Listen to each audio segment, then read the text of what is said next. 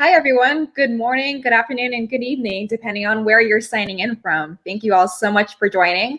I'm Nicole Kakal. I'm the CEO of Forbes Ignite, and here with me right now is Nat Hawley, who is our Director of Engagement at Forbes Ignite. And we'd love to welcome you all to our discussion here. And our topic specifically for today is organizing social change, social justice, technology, and humanity, and how all of that intertwines together.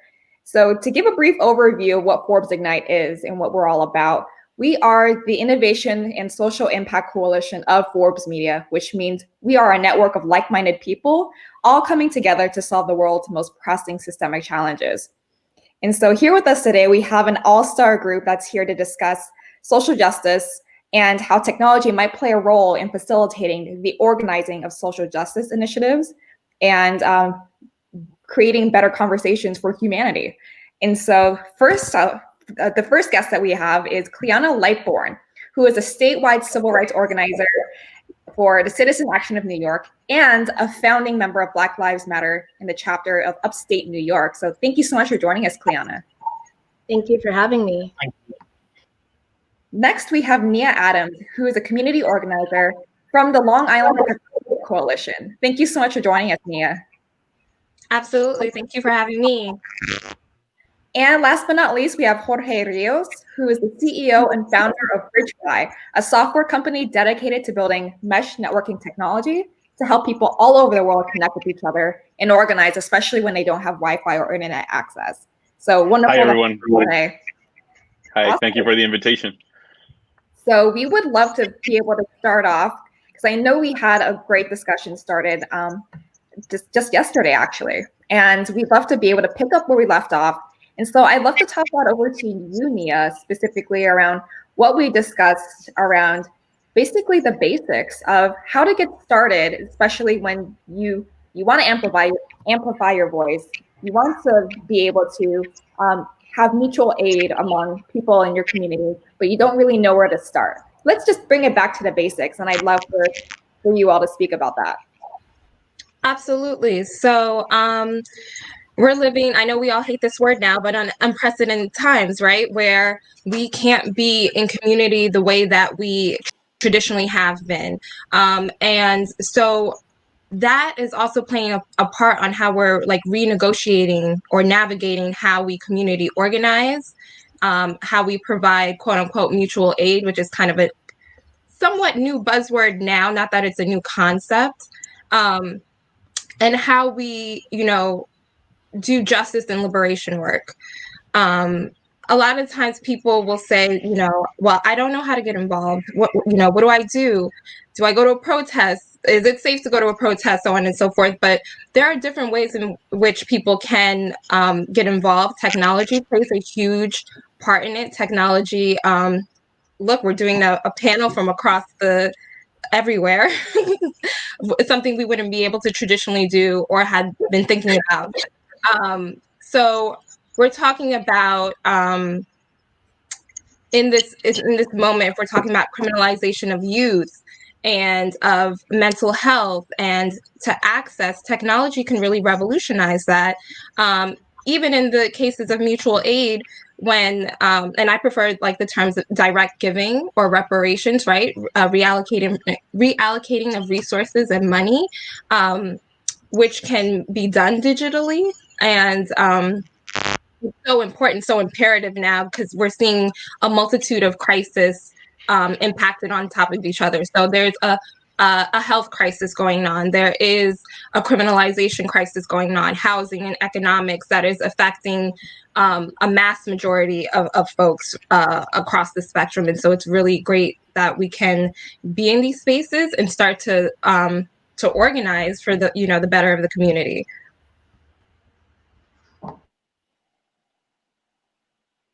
I don't know if anyone wants to chime in.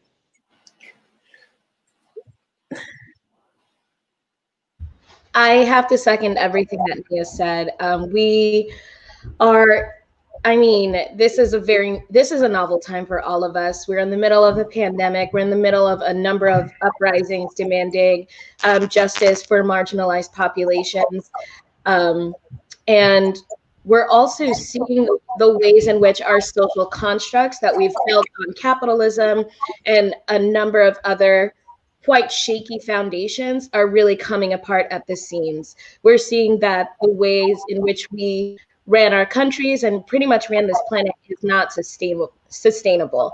So it really is up to us as a community to get creative and to figure out ways to reach out and to help one another.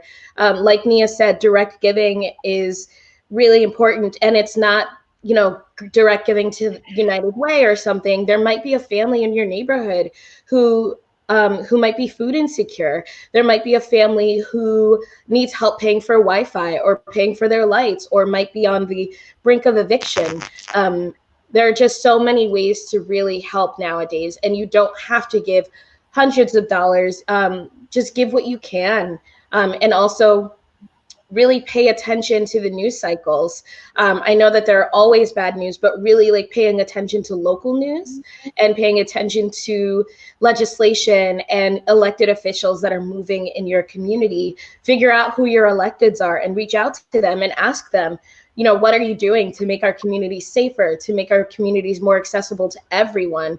You know, what are we doing to make sure that everyone has an enjoyable and comfortable lifestyle, and really hold them accountable, because you elected them and you're their boss. They work for you.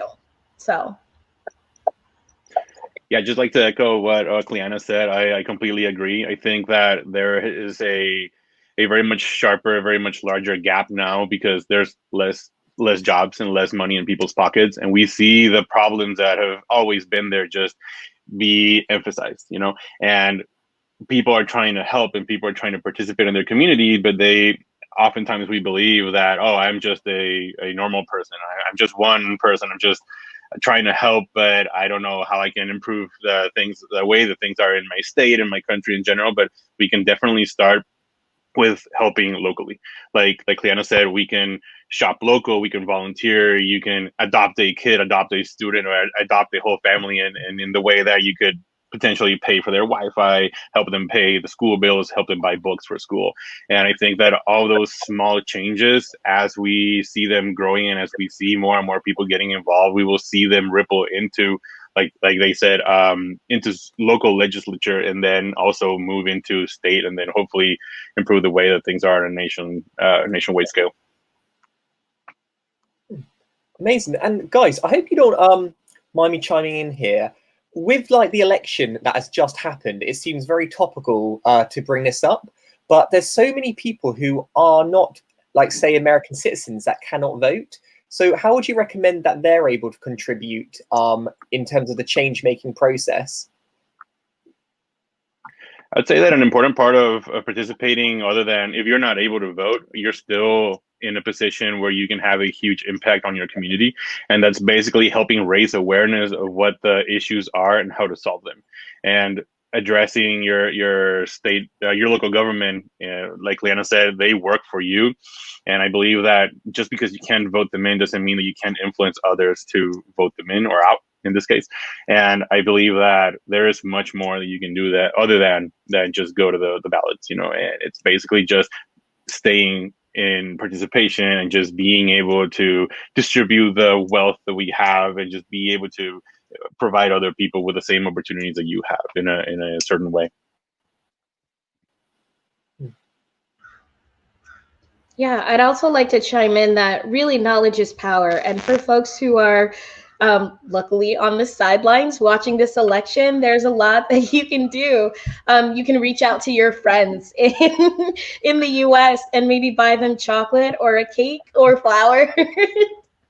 Or just give them encouraging words. And really, systems start to correct and behave properly, or I guess like really behave themselves, when they know that they're being watched and when they know that accountability is around the corner.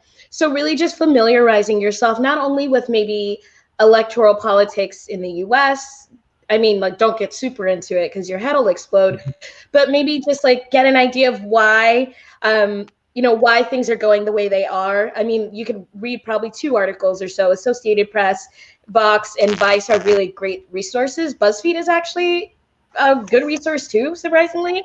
And also like figure out like how do your local elections run? Like a lot of folks were finding out last minute exactly like what like what electoral votes are, what the popular vote is, and all of this. If you know ahead of time, like, hey, there's not a general election, but there's an election for the district attorney coming up. There's an election for our comptroller coming up. Those things are also integral, not only to your community, but really to the ways in which funds are allocated to different programs within your community. So even knowing the quote unquote smaller fries in your elected circles or in your legislative circles is really important. That's I'd really love to take it back to the. Oh, go ahead, Nat. Oh no, I was just saying that was really interesting, and I was just wondering if you guys had an opinion about what do we do at this particular moment in time, you know, the calm before the storm, when a lot of people feel a bit helpless. Can we act now without knowing a definitive outcome of, say, the election? I think there's a lot that we can do. I'm sorry, go ahead. No, I was going to say absolutely. Go ahead. Go ahead. I was just going to say that I think that this is just the beginning. Just the way that the elections in the United States have gone about is just a huge signal that things are not. We're not done just by voting a specific party in doesn't mean that the other party stops having a presence. And just the fact that the elections are so close just tells you that there's a huge divide in the United States in particular, and how that impacts everybody, even not just at a presidential national level, but also locally. And I believe that it's just a reflection of how values have always been there, but they were amplified in the past 4 years to make some things sound like they're okay, like they're right, and that you're allowed to do these things and say these other things when previously it was frowned upon. It was a no. You're not allowed to be racist. You're not allowed to be a bigot. You're not allowed to hate women. But now a significant part of the country has been led to believe that that's okay. And I think that's reflected in how many people still keep supporting candidates that have that train of thought.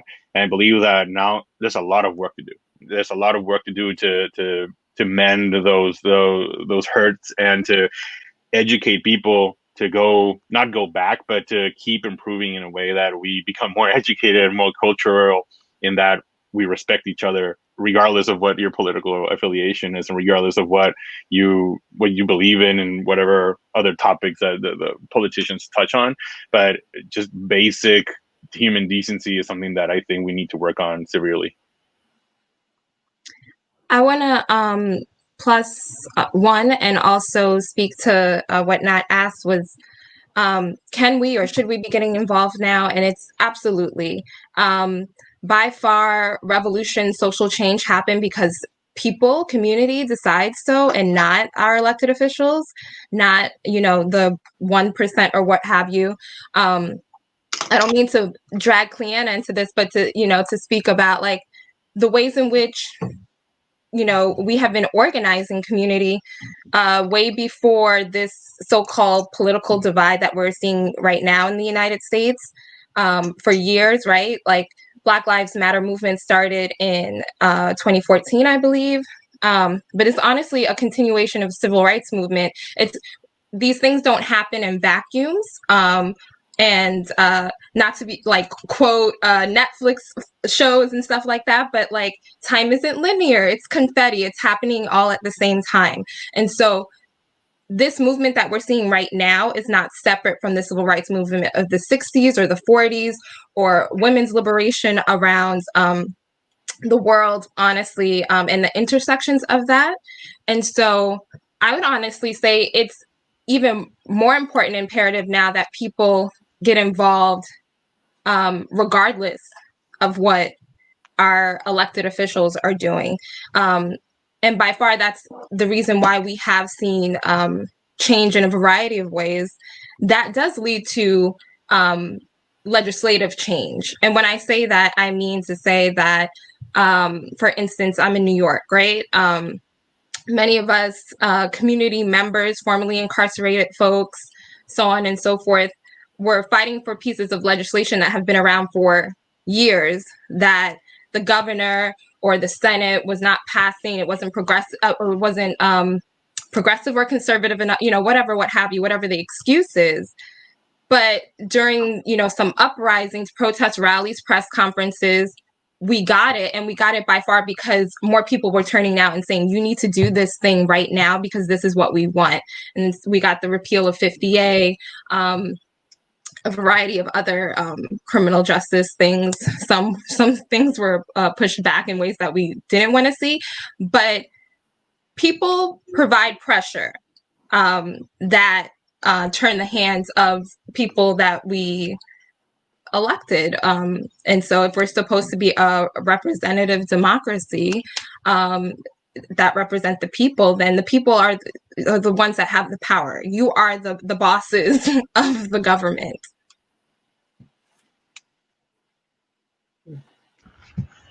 I absolutely agree with what Jorge and Nia have said so far. And to take that a step further, or actually to kind of like take it a step back, if you're looking for ways to even get involved in your community, it's really helpful to kind of look up things like active bystander trainings or legal observation trainings or cop watch trainings. We've seen time and again, police officers begin to escalate a situation and then someone stepping in, or actually just someone stepping to the side and watching it, and the situation is diffused. There are so many ways for us to build community safety nets without including law enforcement and other officials that can easily escalate things, especially in a time where we're seeing the mass criminalization of youth, of impoverished folks, of folks who with mental health issues.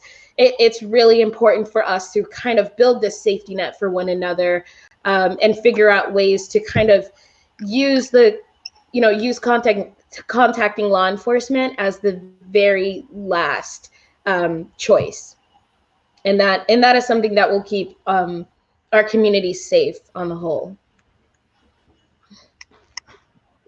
You bring up a really good point, Clyanna, and I wanted to also take this back to the 10,000-foot level when we are talking about how to disseminate information, especially in underrepresented communities, in underinvested communities for that matter. Jorge, I would love for you to weigh in on specifically how we could, basically your findings and your insights based on the technology that you've created and how that contributes to equality of expression. Of course, just a little bit of context. Thank you, Nicole. At Bridgefy, what we do is that we create products that allow people to communicate using their smartphones when they don't have access to the internet, in the form of an app, in the form of an SDK, but not to get too technical. And the more popular one is our mobile app.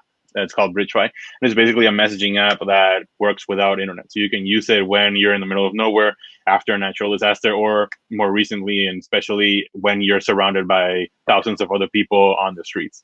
So to answer your question, Nicole, we have seen a huge surge in people employing technology as a tool to communicate and to share ideas in a way that we've never as a company seen before.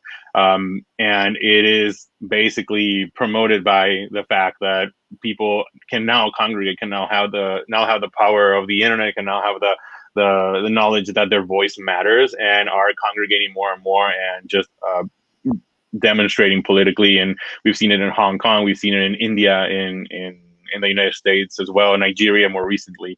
And it's just a fascinating way of seeing of how we see people using technological tools to amplify their voices, to get the message across, and to basically be more effective when demonstrating in favor of political cause. That's amazing, Jorge. I didn't know that your technology did that without the internet. That's so important, the way that we can communicate with one another, living in the virtual digital age, how information is transferred, right? Mm-hmm.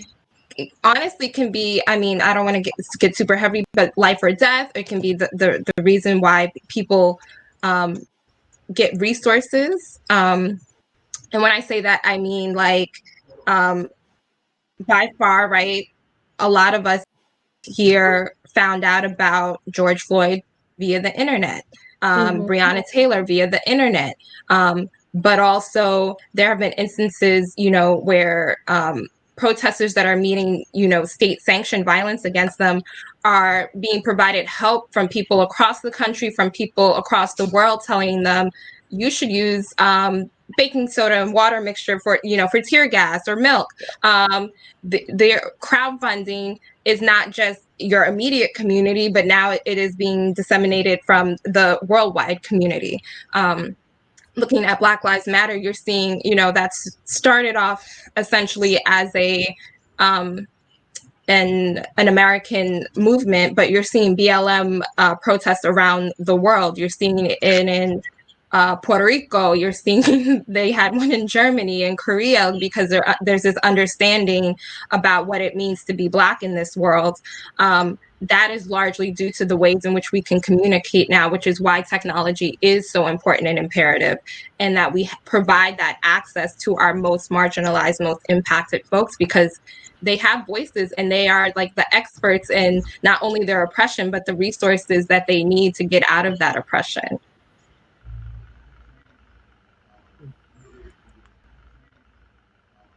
Yeah, absolutely. I want to plus one everything that Nia has said. And for those of you watching, and when we say plus one, I really just mean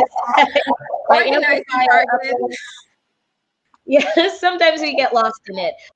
But really hearing about Jorge's technology made my ears tingle, because I'm thinking of when Nia and I were on the ground in Rochester shortly after the tapes of the murder of Daniel Prude was released by the police, and how useful it would have been.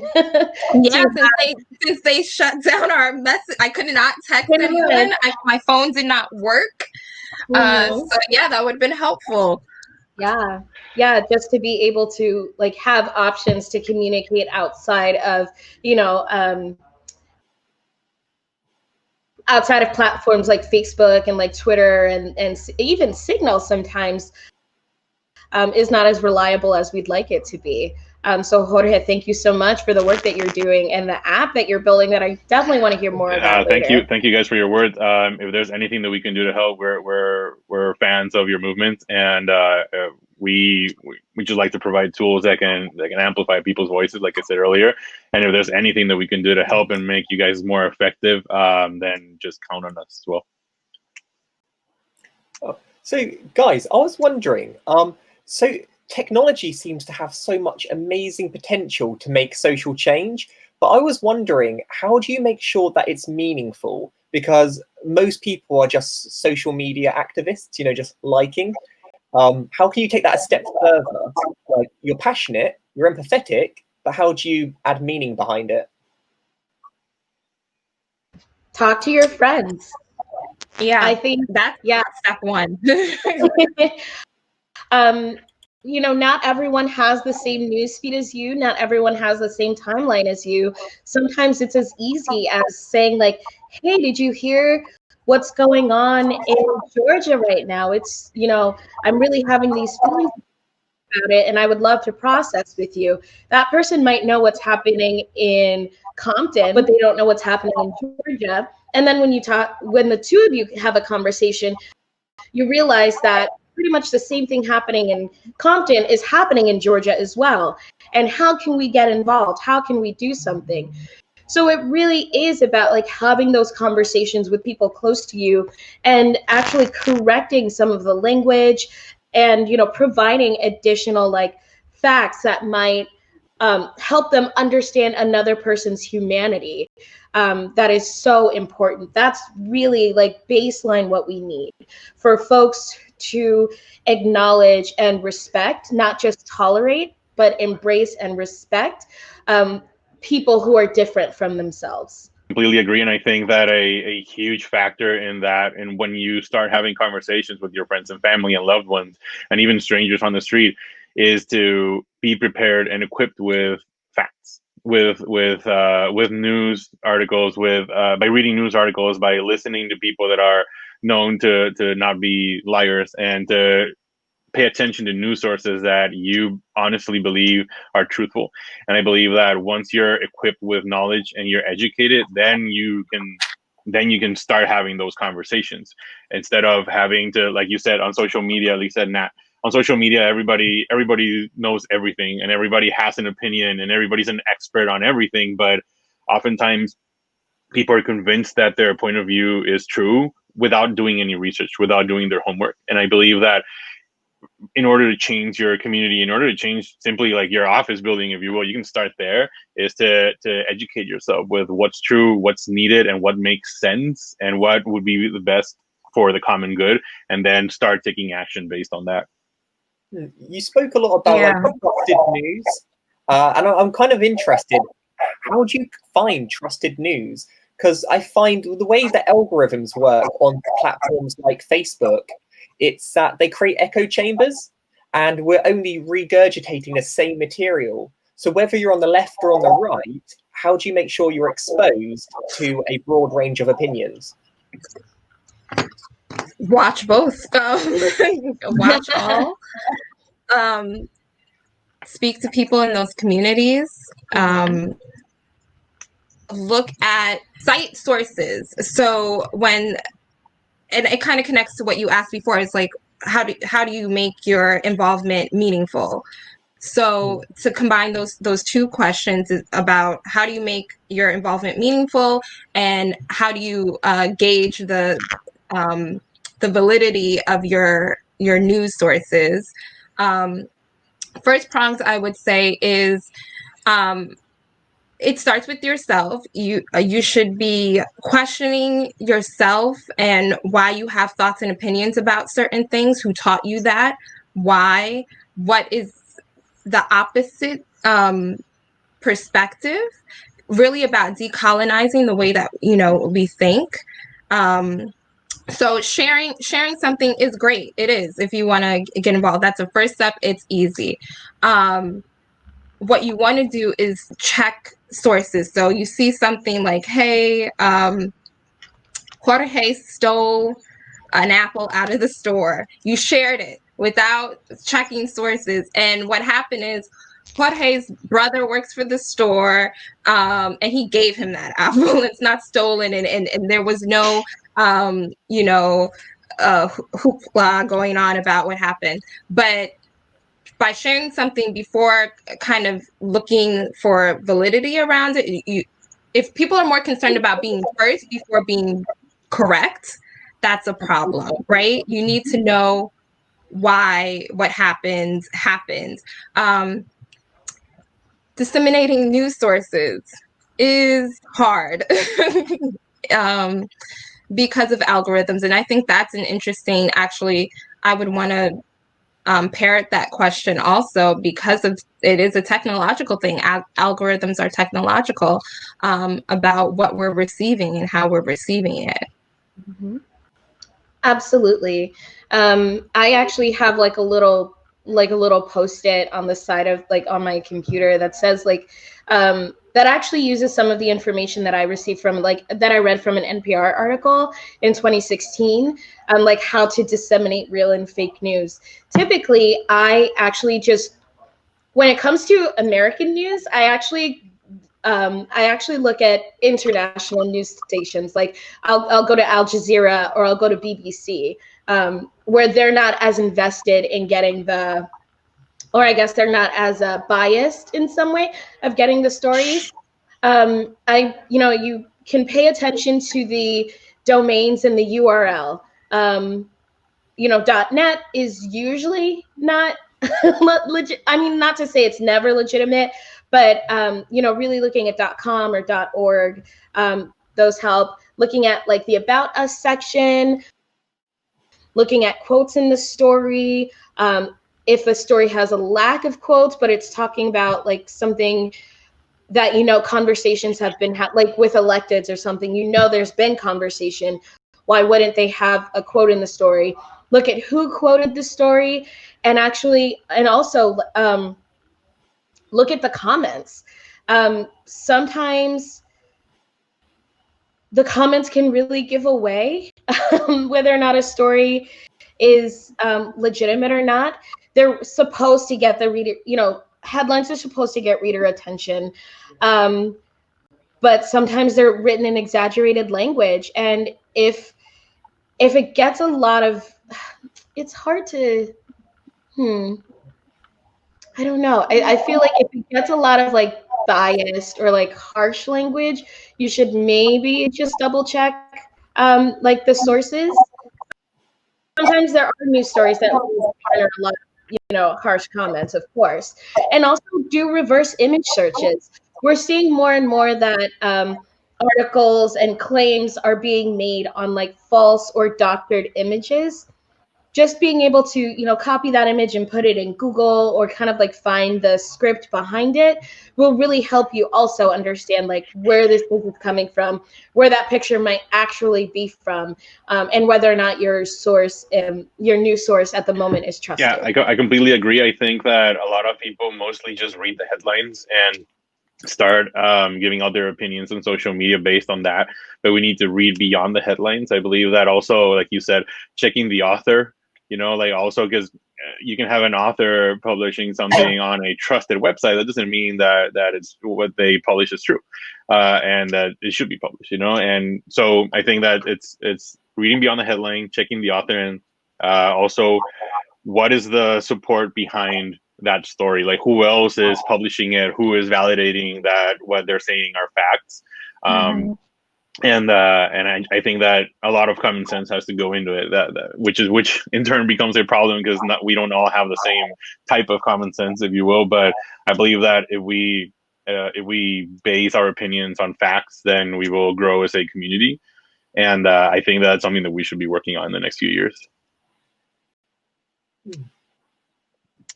So from what I'm hearing, let's take an individual, for instance. Let's say that they've educated themselves. They've seen both sides, really a varying number of sources to educate themselves on the matters that are happening currently in the world. And let's say they've talked with not just the people in their immediate spheres, but they've also talked to people outside of their own communities to help inform their decision-making processes and their opinions, their worldviews, and so on and so forth. And then they want to get involved specifically around, so this is more of a question directed toward Clyanna and Nia. Let's say that they see the great work that you're doing and they want to get involved. They want to join you in what you're doing. How would you encourage people to get involved? And what's the first step that they should be taking? And let's also imagine that you have Jorge's Bridgefy app to be able to convene and organize the community. Yeah, so any good organizer or activist will always encourage other people to join them.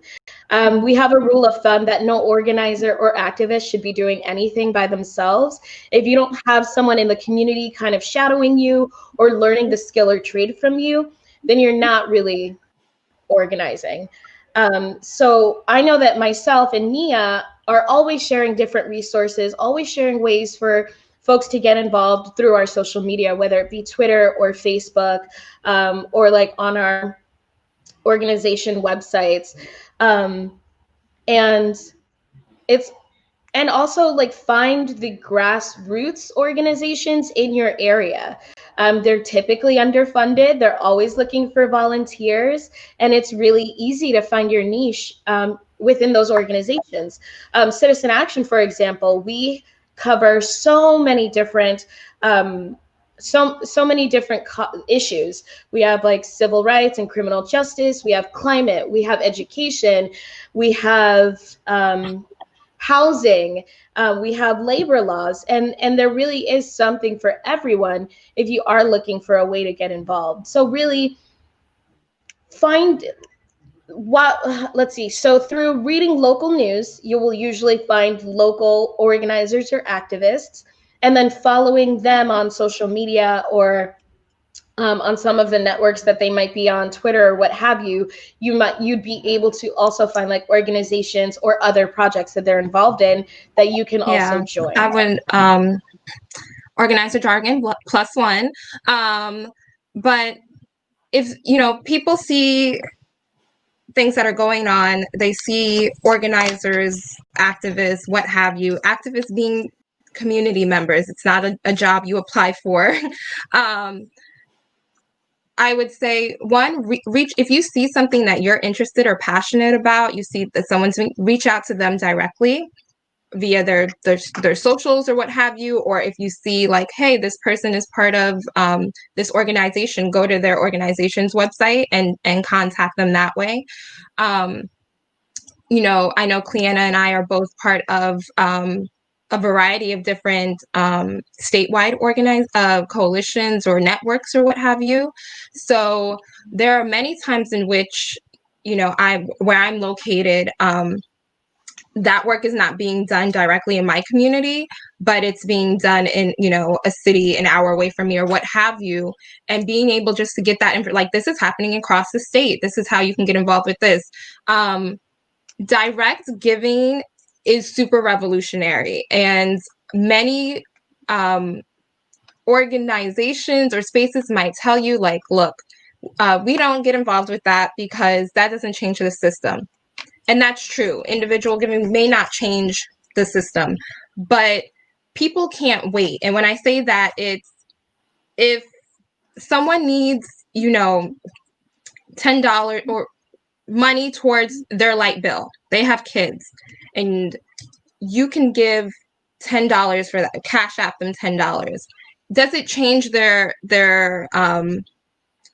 situation for next month? Not necessarily, but they had lights for that month. Like, that is the type of help that people need. And if we were all doing that collectively, so I mean, when I'm really talking about reallocating resources and money to live more cooperatively. We shouldn't be, we, especially in America, think in a very individual like mind frame, right? Like, we have our own houses and I'm worried about this space and I don't care what's going on with my neighbor, so on and so forth, which is not traditionally the way in which Black and Indigenous communities across the globe have operated prior to colonialism, and also understanding that colonialism and capitalism are ongoing threats to communities. Colonialism, you know, people say post-colonial, and it's like, no, it's still happening. We live in a colony, quite literally. We need to start reverting back to, I don't know if it's reverting back, because I feel like Black and Indigenous people have continued those practices and that's how we have survived. But you know, I don't know everyone else's family dynamics or what have you. Like, I'm the daughter of immigrants. My mother grew up on an island where it wasn't just her immediate family in that house, it was her cousins. And I mean, they lived in like a 3-room house. But it's for survival.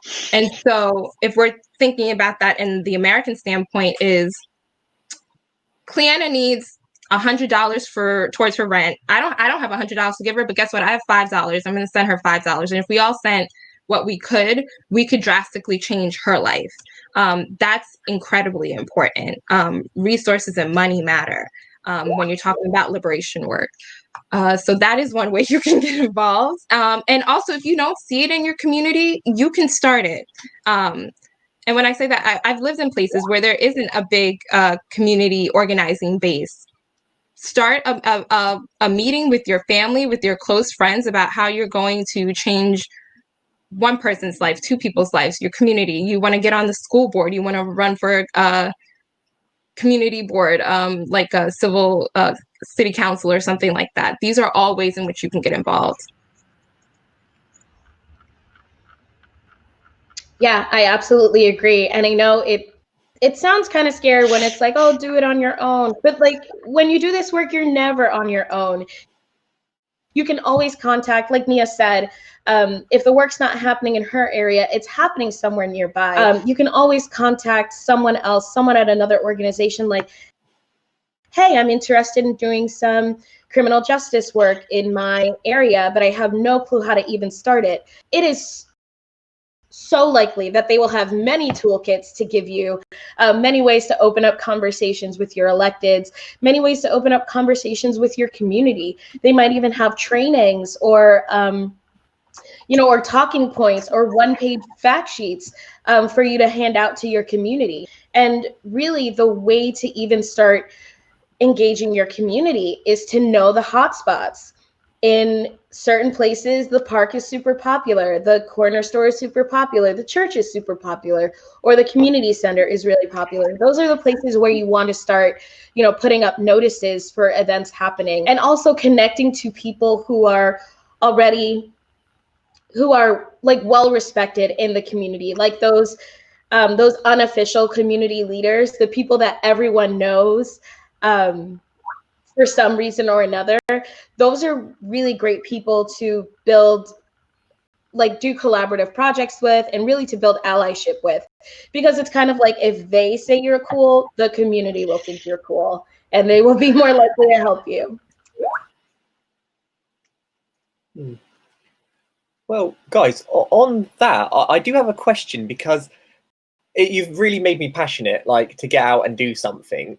But knowing the people that live around my area, I feel like we're a lot of silent activists. So we definitely believe in the cause, but we are terrified of losing our jobs, violence, upsetting people. What would you say to those individuals who are actually quite worried for whatever reason about getting involved, but do generally care about it? That's give money to those. I'm sorry, go ahead.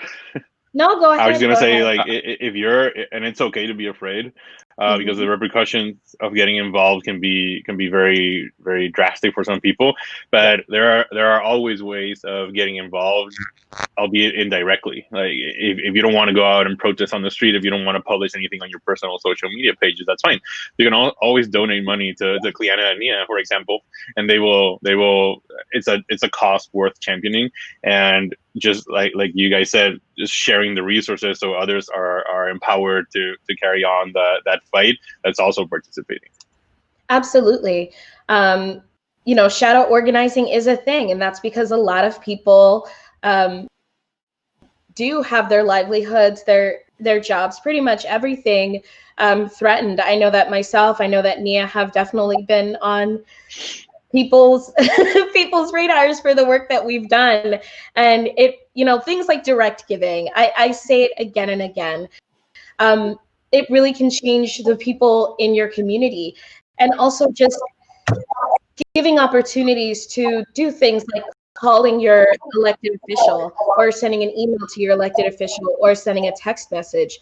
Also being on like one really important thing, actually, like two really important things that people can do if they want to get involved but are afraid to be on the streets: be an emergency contact for someone who's actually going out there. You know, like we always like write phone numbers, like we write like 3 or 4 phone numbers on our arms in Sharpie, in case something happens to us, in case we lose our phones, in case we're unconscious, and we need somebody to be contacted on our behalf. And also, when there are on the ground actions, we always need people listening to police scanners and like coordinating with the safety team that's on the ground, saying like, okay, they're planning to do a blockade over here, or hey, they just said that a few, you know, white supremacists are going on, you know, this boulevard. So, you know, and then based on that information that the person at home gave, because they listened to the police scanner, now the folks on the ground, the marshals and the safety team, can now redirect the entire march and figure out ways to be safer. These are things that we've definitely done in Rochester. I know that we've done it in a number of places when we've been having our rallies, and it has truly helped. It has saved a lot of pain and frustration and unneeded clashes, to say the least. Right, and I think that getting involved, not just to continue with your question, is getting involved doesn't necessarily have to be political. Now, you can get involved, like we said at the beginning of the show, you can get involved in a local way, and just becoming a mentor for a kid, or volunteering, or shopping local. All of those things have a positive impact in your community.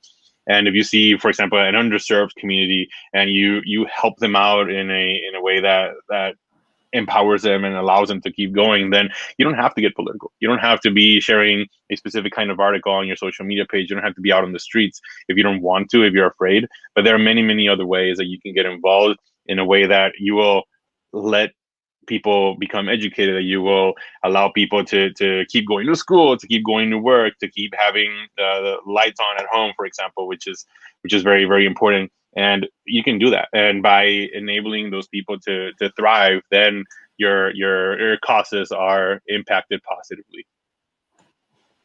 Absolutely. And there's so many remote things that you can do. I know Clyanna spoke to it a little bit, but things as simple. One, there was a time where we were going out writing emergency contacts on each other, and we realized that we were all each other's emergency contacts, and that was a problem because we were all going out. So literally, yeah, someone should be designated to stay home so that if anything happens to anyone, we have an emergency contact. People are negotiating bail funds from home, PayPal pals and PayPal pools like that. You can, if you have a certain skill set, like creating graphics on Canva, that's great. People who can write press advisories, right? Or who are really good at editing speeches or what have you, like that's the work also. I live in a very conservative region, and I am very outspoken. So I'm not well liked by a lot of my neighbors, and people have offered literally, like, if I feel unsafe, to sleep in their cars outside of my house, right? In my driveway, or to, and that's because of COVID, and I don't want anyone in my house, or I would let them sleep on my couch, but I'm like, but things like that. And then simply just having those conversations, like, with your family members, like, it starts at home. So, your parents might not understand Black Lives Matter. They might not understand Indigenous sovereignty. They might not understand, reproductive justice. You can start having those conversations with them, and that's revolutionary also. Absolutely. Go ahead. Oh, I just wanted to add one more thing, and it's, look at your hobby. Look at what you're doing right now and figure out, like, how can that fit into, the work that we're doing right now. Yes, you don't necessarily have to put your face on anything, your name on anything, but there are so many ways to do things. Like, you can phone bank, and you can use a different name when you phone bank. You can do text chains, which not text chains, but like text banks, which will, like, a lot of grassroots orgs will just, like, set you up on their system, and all you have to do is, like, press a button, and you're sending, thousands of text messages to thousands of people across the country, if not the world. I know on Tuesday, that's what I did. Like, I had no idea what else to do, and so I just sat here for about an hour or so and just sent all the texts I could to people in Michigan, trying to get them out to vote. And I think one thing that folks really, that would be really beneficial to our communities is, like, figuring out how to do a community garden, or figuring out ways to really reach out to folks who are food insecure in our country, because it is a huge crisis that is just not talked about as much as it should be. In the U.S., about 1 out of 6 people go hungry every day. That's about 265 million people who are continuously food insecure. And it's kind of frustrating when you see shows that are making, like, 13-pound burgers and stuff. But, figuring out how to garden, figuring out ways to start food banks, or, if you go to the store, buy 2 extra cans of corn or beets or what have you, and stockpile it and do it with your friends. Again and again, direct giving is so important. And this isn't saying, like, give us all your money, but $5 is so helpful. And if you're able to reach out to your friends and family to be like, hey, how about we all donate $10 to this cause, and this would be great. Or, like, hey, let's put $10 to the side so that when we see something that we really care about, we have that money and we can just give it to the person, or, like, give it to the cause. And also, let go of the concept of needing to see where your money goes or needing a receipt to prove, for tax purposes or whatever. There are a lot of organizations and systems that actually work outside of the system because of the ways that they are so restrictive and really don't allow for the money to move and help people that they're supposed to be helping. So really kind of like decolonizing the way that you even fundraise or do your direct giving is also important. So plant things and decolonize your finances. You all have made such great contributions to this discussion, and to recap all the really enlightening things that you shared here. So in order for someone to get involved, first step is really to educate yourself. Look outside your own spheres and your own networks and talk outside of your communities so that you can gain an outsider's perspective to inform your own decision making. The second step would be, if you don't find, let's say if you've looked within your communities and you don't find a particular group that does quite exactly what you're passionate about, then start a meeting. Start by talking to your friends and your family. Or if you are not so inclined to share your name or to go out on the streets, then you can actually shadow organize, like Clyanna and Nia was saying. You can also shadow organize by also direct giving, and also by just being as simple as an emergency contact for somebody else who might be boots on the ground, really just rallying on the streets.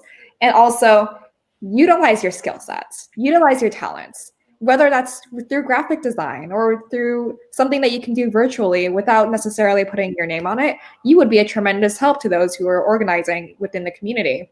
And the third step would be really just create an action plan. Create an action plan within your community, whether that means really helping someone else gain access to Wi-Fi, or whether that means planning a community garden within your community as well. So it really depends on where your interests lie, what your skill sets are, but everyone can take that first step. Everyone does have a voice. And with all of these cumulative voices coming together, you can make such an amazing change, and you can all convene together and really help other people take that first step as well. So thank you all so much for such a great conversation. It was wonderful having all of you, and definitely. So if anyone wants to follow each other, you can absolutely share your Instagram handles here. So we would love to start off with Clyanna. What's your Instagram handle? I actually don't use Instagram for organizing, but I am very much on Twitter. So you can follow me on Twitter at Kiki Cocoa, KIKICOCOAA. And I'm also on Facebook, Clyanna Blyanna. So it's CLYANNA Nia, where can people follow you? Absolutely. So you can follow me on Instagram at Nia, N as in Nancy, IA, the number 4, and Justice. So Nia for Justice on Instagram. And on Twitter, I am Nia Knows Nothing. Spelled exactly how you think it is. Awesome. But, yeah. And Jorge, where can people follow you? You can follow me on Twitter, although most of my tweets are in Spanish, sorry. But my Twitter handle is Jorge, JORGE, and then Ribs, RIBS. Awesome. Thank you all so much for sharing, and we look forward to the next time. Very much, guys. Thank you so much.